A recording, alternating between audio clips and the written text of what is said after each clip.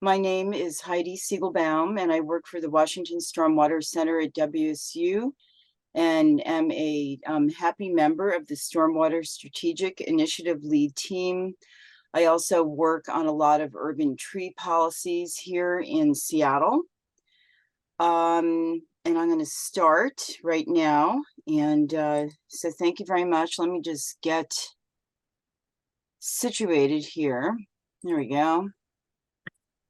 And let's see. Whoop, let's go back one. So here we are, biophilia. This is literally the stuff of our lives. We interact with it every day. We may not call it this, but it is very familiar to us. This is just a brief overview. We're going to start with some relaxation here. So, but first, this is how to make it real. So basically, how to quasi-operationalize or frame it up. I'm a big fan of creating interdisciplinary and cross-organizational teams because you get a variety of perspectives and typically better decision-making. It also creates empathy and perspective about how other practitioners see the exact same issue. Very important for the shared work that we do is to answer what I call WIFM, or what's in it for me statements. So it's not what's in it for us from our perspective, which is the main driver, but really for our discrete audiences, what is it in for them? The American Planning Association this year issued a Planning for Biophilic Cities guide. Great document. I can share links later. There are some in the presentation. There is something called the Biophilic Cities Initiative that runs out of the University of Virginia. And then a lot of us are involved in green infrastructure, parks, open space, tree policy at various levels. And then our team is working really hard to push integrated land and water use. So tribes have been here obviously for 10,000 years. And so they really lay at the cornerstone and the foundation of a cooperative and beneficial use of natural resources and nature. This is Checkmiss Lake up in Vancouver, or Whistler, excuse me. So biophilia is the what of any kind of outdoor recreation, including city soccer. It is about fractals, which are ever winnowing, repeating forms which soothe the human spirit. And there is a link to a very interesting article from the Atlantic in the presentation itself. Biophilia is the summer bounty that we feast on as we reach the waning days of summer here. Biophilia is also the adrenaline of an inky black horseshoe cave. That was a little bit unnerving, but very exhilarating. Biophilia is also the affinity between humans and their animal brethren. That's a baby water buffalo. They're kind of cranky as adults, but they're super cute when they're young. Biophilia is the delight of a local walk. This was taken on Camano Island, kind of a soft landing north of where my husband and I live. Biophilia is the unfurling of spring and awakening of the spirit and imagination. It is also the surprise at an autumn farm. It is the rush of water, the most important substance on earth, and the element that evokes the most positive physiological and psychological response in humans. That's been monitored through research. It is also the magic SpongeBob SquarePants rolls of wetlands. It is the fuchsia flecked hike that you were so delighted to be on. It is also the design of the desert. It is the provenance of wayfinding. It is your everyday garden, a gathering place for pollinators. It is the riot of autumn. And these are photos of an elk herd that was taken by our good friend Ed Keeble, who wildly is the superintendent of the Grand Canyon National Park. So this is his photo, and this is also local. So this is just to give you a sense of what this all is about. We really need biophilic design and planning. Obviously, we don't live in places that just have the built environment. We interact with natural forms all the time. And I think an important aspect of this is that planning with biophilia and stewarding it embodies respect for other people as well as for ourselves. And there's plenty of evidence from the University of Washington through Kathy Wolf and others indicating that greener spaces promote better pro-social behavior. So it also supports clean water, including mitigating the effects of stormwater. So if you're planning for clean water, these are some of the biophilic tools that we would want to promote. I think a lot of people on this call already do this. For those of you that are unfamiliar with stormwater parks, they are engineered green spaces that do double duty for stormwater infiltration as well as recreation.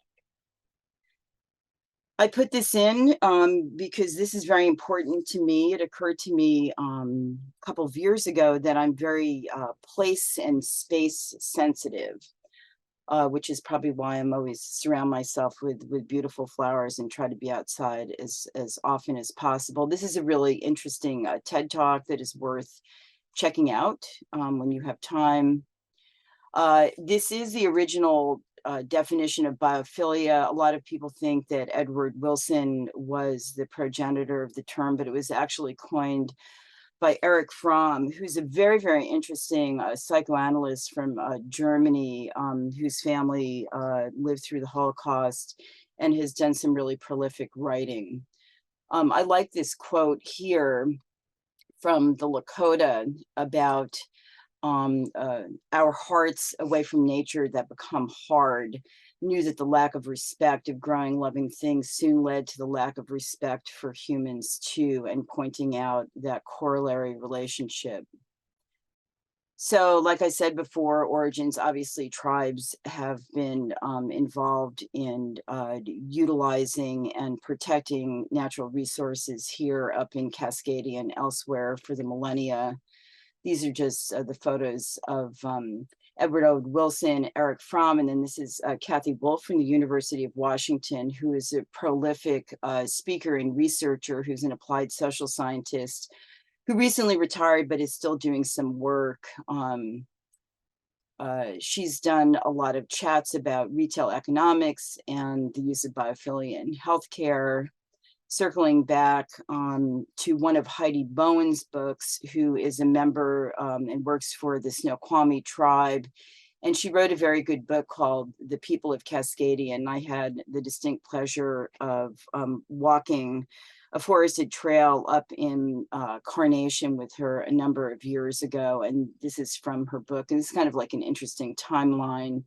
And out of her book, this is a pastiche of the traditional plant uses in the area. But it's kind of amazing to think about, like, everything that she pointed out on our walk had some kind of a beneficial use. And so when we strip away biophilic forms, we're also stripping away these uses.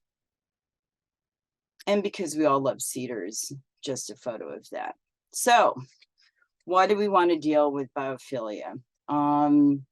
First of all, it makes us feel much better. It is proven to improve health. It hastens recovery from illness. There is evidence from Robert Ulrich that photos of nature or even direct window views of nature can hasten recovery in hospital settings, leading to shorter stay times. Being in biophilic forms, especially forests, reduces stress and anxiety and depression. It is a huge economic driver for anybody who does outdoor recreation, and also follows some of the economic reports of Headwaters Economics knows that nature is a big driver for economic development in many communities, and importantly in many rural communities. And also for purposes of today's discussion, biophilia helps to keep people in dense places because we need beautiful biophilic places to live. We just can't live in concrete jungles. Even New York City does a very decent job of maintaining a biophilic mass. So lots of nerdy stuff here about what happens with your brain when you're immersed in nature, we have something called the parasympathetic nervous system. And apparently when we are in nature, we have higher alpha wave activity, which is a wavelength which induces relaxation, and increased serotonin. And I found out that there's something called natural killer immune cells that protect us from disease agents. And even as little as 2 hours a week in nature, preferably in forested settings, is a good set point. If you can't be in the forest, then just being outside in your garden can also really help. This is sort of just a schematic of all the different system typologies that are involved in biophilia. This came from a book called Porous Public Spaces, which was assembled by the Green Futures Lab at the University of Washington. Nancy Roddle also just retired last year and very nicely shared that book. This is Kathy Wolf's, her site called Green Cities, Good Health. And if you come here, this is a really great place to look for data. So if you want any supporting information as you attempt to make your case with your colleagues or your managers for biophilic interventions, everything that you could possibly need is on this site. She did a great job.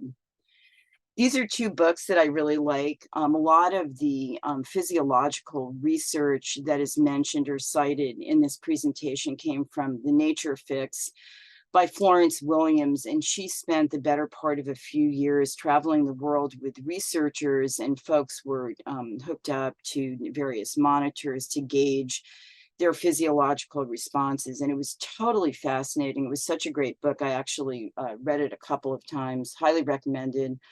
And then the other document here is called The Economics of Biophilia. This is a consulting firm called Terrapin Bright Green. They tend to focus a little bit more just on the built environment.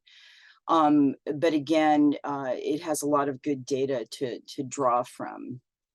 This is the Planning for Biophilic Cities document that I mentioned earlier. A lot of the stats here and some of the policy and procedural interventions come from this document. So I frankly stole or borrowed from this document. This is the Biophilic Cities Initiative that I mentioned earlier that runs out of UVA. This is a book that was written a number of years ago by Timothy Beatley. He's the guy, the force that felt that it was really important to put together this system. It's a great community of practice. You should check it out when you have a chance. If you join as a city, it's a very short application. They do ask you to do a couple of things that are affirmative. But these are the areas that they ask you to work on as a biophilic city. So I thought that that was pretty cool and a very sort of positive framework for moving ahead. Stephen Kellert, who died, I think, a couple of years ago, was really a prolific writer about biophilia, and this is considered his 9 basic values of nature. And there's also a link in the notes to some writing about him, including his lectures.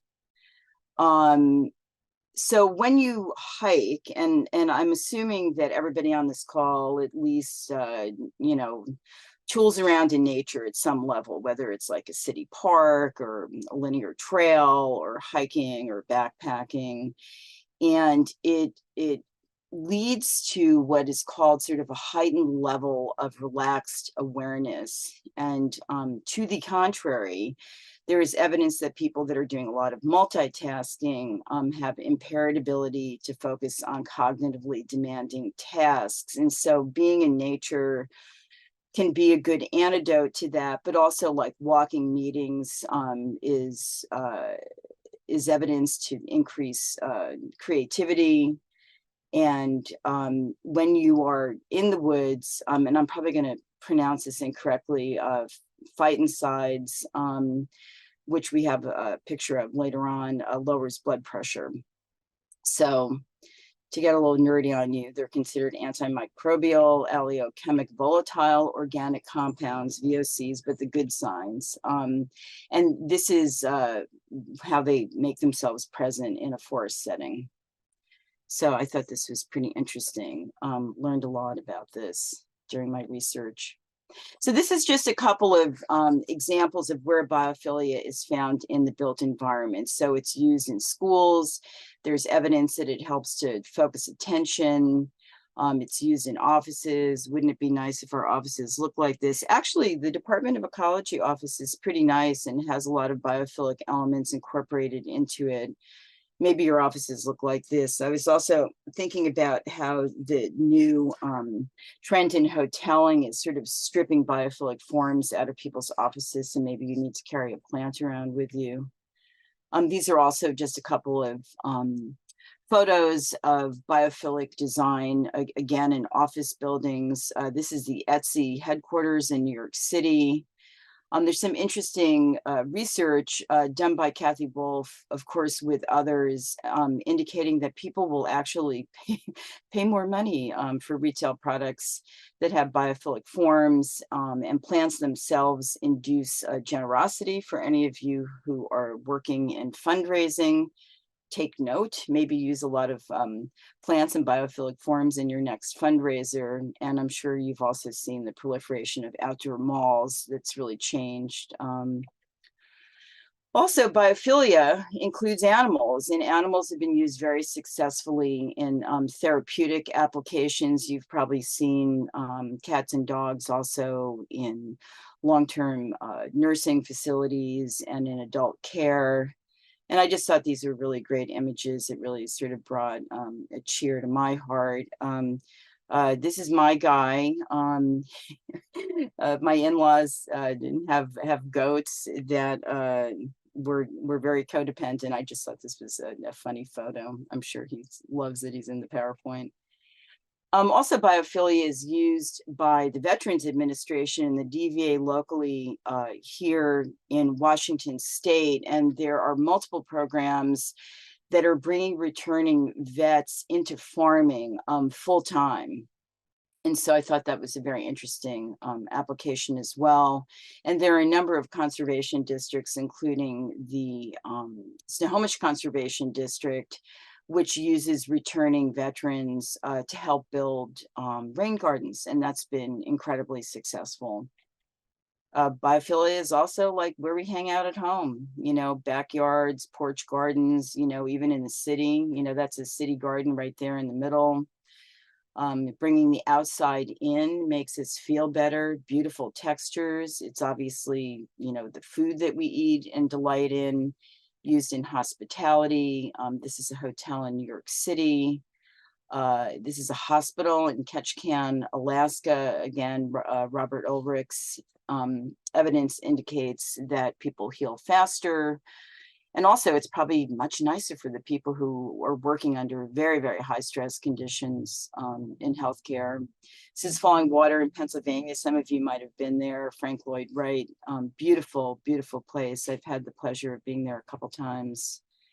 And then just in urban planning, like, you know, so if we're going to jam a bunch of people in a hardened environment, how do we soften that environment, provide infiltration, mitigate stormwater, and also critically, as we move into the future, provide floodable spaces and resilience in the face of climate change.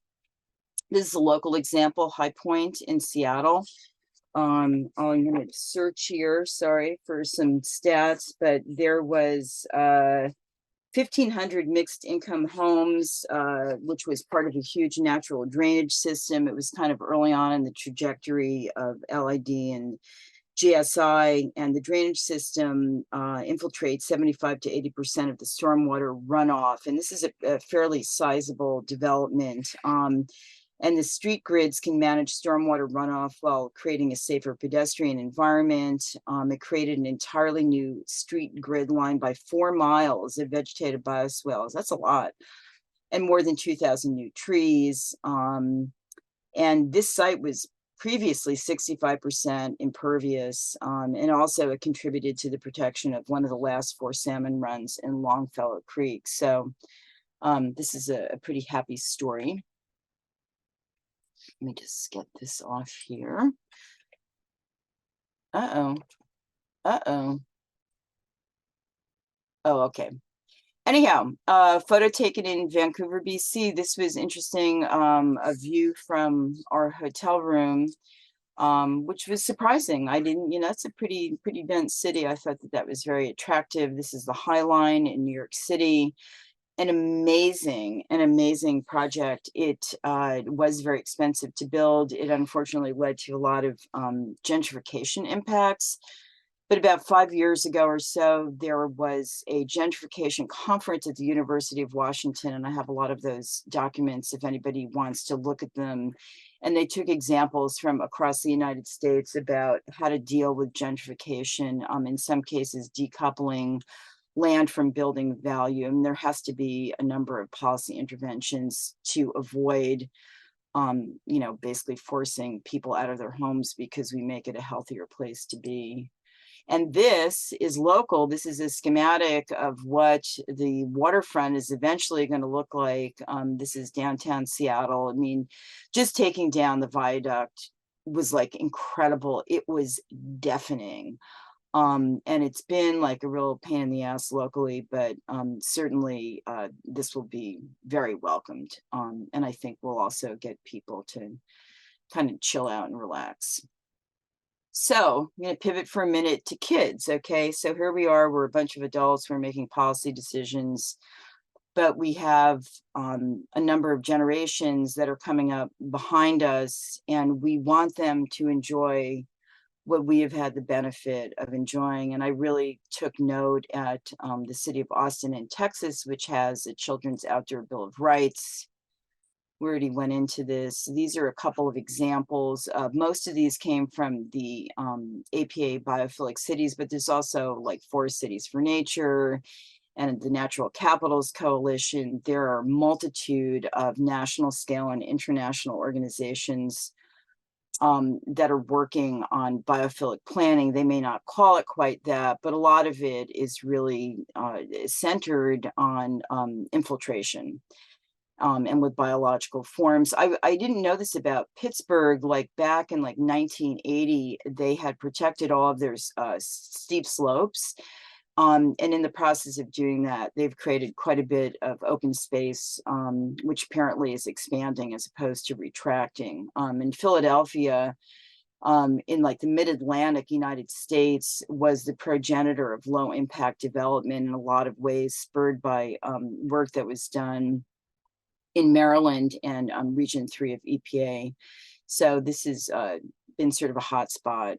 And also it was very interesting to note that Florence Williams, when she was traveling overseas, particularly in Asia, in Japan, Shinrin-yoku or forest bathing, and also Korea has a Ministry of Forestry and Health, and it's not the health of the forest, but it is using the forest itself as a gateway for therapeutic interventions for people, because apparently everybody's like, works too much in South Korea and is freaking out and like really stressed out. So they're trying to use the forest as a therapeutic intervention. Sorry, this is a little bit cut off, but this is also taken from another document. I think it came from the APA book. And this is sort of a scaled way of looking at biophilic urbanism and what they call adaptive capacity, or just, how are we going to change and shift the way that we live with each other into the future. And of course, the resiliency outcomes on the right, they look pretty good. This would be a good outcome if you were working in a policy capacity.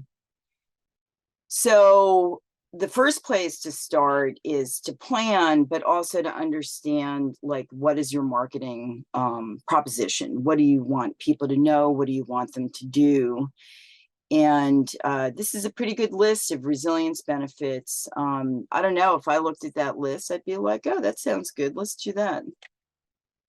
A note here about equity, which goes back to that previous gentrification comment.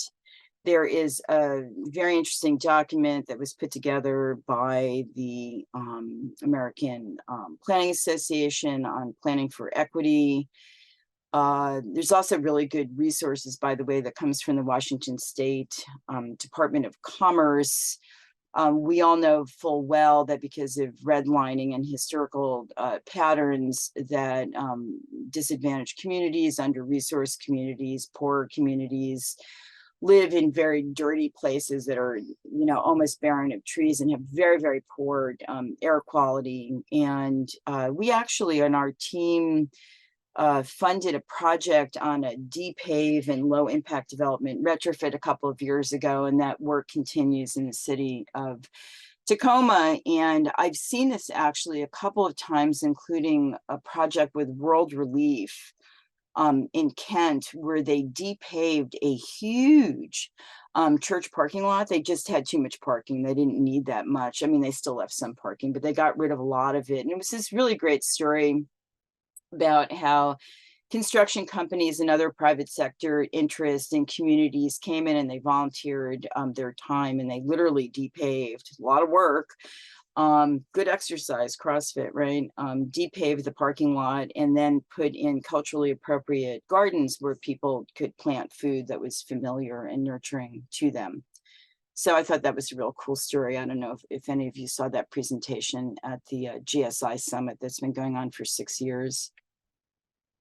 So planning. You always have to plan. I thought this is very interesting as well. These are just two small examples, but Arlington, Virginia, I'll just give you a second to look at this. This is an update to its open space plan. And Arlington is a very busy place. This is right outside of Washington, D.C. And then in San Francisco, a little bit closer to home. These are inventory and assessment tools. You always want to start by getting some kind of a baseline assessment of what do you have. I mean, first you have to decide where do you want to be. Then you have to get the baseline characterization of what you have. And you're probably familiar with a lot of these tools. And again, you can access this in the APA document. EJ screen.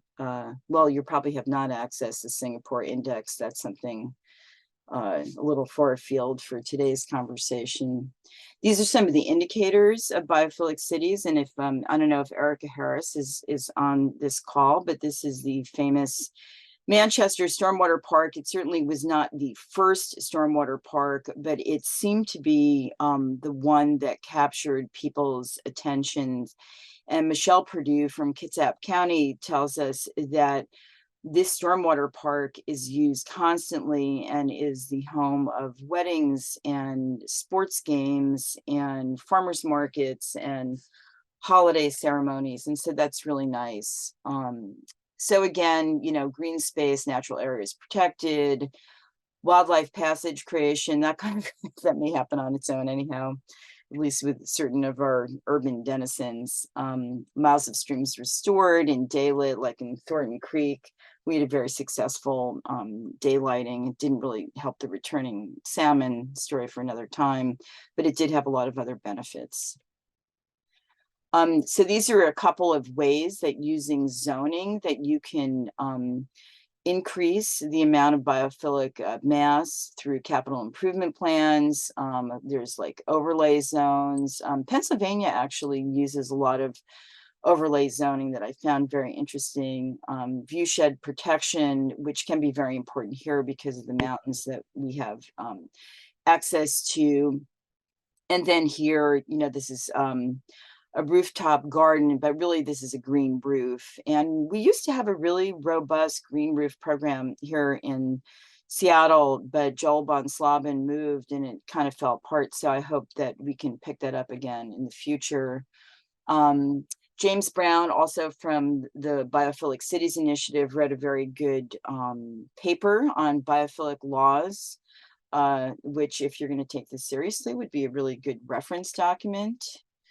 We can't have this conversation, obviously, without talking about climate change and resilience. And if you look at the the Natural Capitals Coalition, and all of the corollary work going on in this area, the more infiltration space, the better. Impervious surfaces do not infiltrate. They are super energetic highways of pollution. And so our lives and our safety literally depend on having that infiltration space. You all probably know that we have a new climate element under the Growth Management Act. Congratulations to the Department of Commerce, who did an outstanding job through this process, and they did a very good job in eliciting comments on that emerging policy. And so this is a link where you can get guidance. They have grants available, which is great. So thank you to our partners there. Knowing me, I can't leave this conversation without talking about the critical nature of urban trees in particular. Although trees are important really at every scale. They they shade. If we care about salmon, you have to care about trees, because they go hand in hand, because obviously our salmon need super cold water. Cut down trees, the whole controversy over riparian deforestation. But we talk a lot about planting trees. I mean, I see that all the time. Let's plant trees. Let's plant trees. Yes, we have to plant trees, but we, as a primacy order, we have to keep the trees that we have.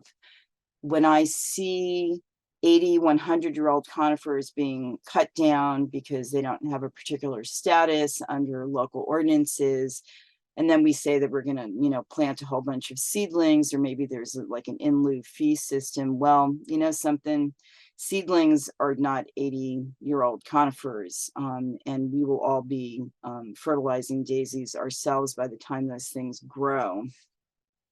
So I like to say planting seedlings doesn't do the trick, because it's like replacing a university physics department with 3 2-year-olds. It just doesn't work.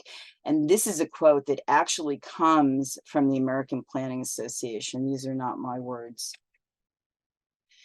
And this is a fabulous presentation that was given at the Arbor Day conference last year. If Martha and David and Charles, I think all 3 of you are on this call. This is an outstanding presentation about how to do development with trees. Yes, it is possible. It takes upfront planning and thoughtful participation and collaboration, but it is possible. So I highly recommend that you watch this. It was a great presentation. We talked about this a little bit before. A lot of us are involved in green infrastructure at all scales. Rain gardens and bioretention, they look a little scrappy when they're first getting going, but they do eventually look very nice. It would probably be a good idea to say, hey, this is like what your little baby rain garden looks like now, but like in 2 years, look, it's going to look like this. It's going to be beautiful. So, and also I wanted to point out something that hasn't really been actualized fully yet, but the General Accounting Standards Board, which is the accounting system that most public agencies have to use, Earth Economics worked literally for 10 years on a reinterpretation of that accounting standard. And now green infrastructure can be booked as a capital asset and then bonded against under particular conditions. And so if we are always looking for money, and so if you want to expand your GSI, this could be a very interesting funding source. And so if you have more questions about that interpretation, contact Earth Economics. I have the contact if you want it. Here's a couple of things that came from our SIL world, our Stormwater Strategic Initiative lead world. Thank you to Erica Harris and David Pater and Rebecca Brown, all who had a lot of input on this guidance for planning for integrating stormwater solutions into comprehensive planning. PSRC also finalized its planning for stormwater parks, and we are going to be funding more stormwater parks into the year. We don't have an RFP out yet, but we will. And our team also funded about 4 years of work on coordinated urban trees and stormwater work, including a handbook and a technical document. So these are all very useful, and they're also on our public box. So this is a couple of links to our public box that our stormwater still maintains. There's a new folder on integrated water and land, and some of the most recent guidance can be gotten there. And thank you very much. That was a lot of talking, but thank you.